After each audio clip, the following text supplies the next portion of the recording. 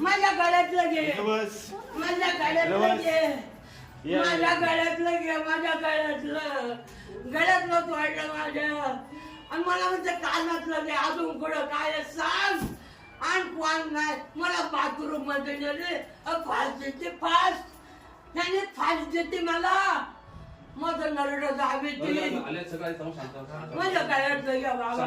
शांत व्हा शांत व्हा आजी, शांत व्हा शांत व्हा शांत व्हा. पाणी घे.